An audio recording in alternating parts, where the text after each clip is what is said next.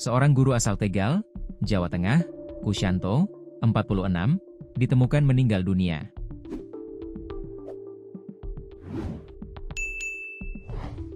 Korban ditemukan di kawasan hutan lindung perhutani KPH Balapulang, Desa Songgom, Brebes. Kusyanto yang merupakan warga Kelurahan Keturen, Kecamatan Tegal Selatan, diduga dibunuh saat mencari penghasilan tambahan sebagai driver taksi online.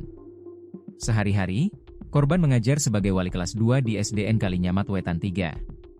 Sebelum tewas, ia berstatus sebagai guru pegawai pemerintah dengan perjanjian kerja, PPPK.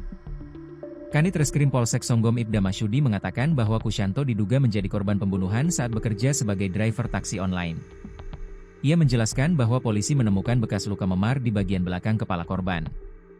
Jenazah Kusyanto pertama kali dilaporkan oleh seorang warga bernama Ahmad Sobari alias Baron, 42, pada Senin, 24 November 2025. Awalnya, Baron melihat sebuah mobil berwarna abu-abu masuk ke kawasan hutan jati menuju bekas tempat penimbunan kayu, TPK, pada Minggu, 23 November 2025. Karena curiga mobil tersebut ditumpangi pencuri kayu, Baron kemudian menghubungi pihak perhutani.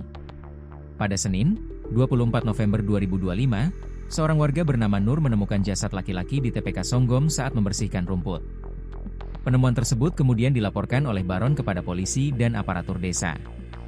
Kusyanto yang ditemukan tewas di Brebes dikenal sebagai guru yang telah mengabdi selama puluhan tahun. Ia baru diangkat menjadi guru PPPK pada 2021, namun tetap mencari penghasilan tambahan sebagai driver taksi online. Kusyanto menikah dengan sesama guru ASN, Arvina Novianti, 40, yang mengajar di SDN Randu Gunting 06 Tegal. Menurut Lutfi, adik iparnya dikenal ulet dan rajin mencari tambahan penghasilan melalui pekerjaan sambilan. Korban menekuni pekerjaan sebagai driver taksi online sejak 3 tahun terakhir. Selain itu, Kusyanto juga memiliki usaha kecil beternak burung.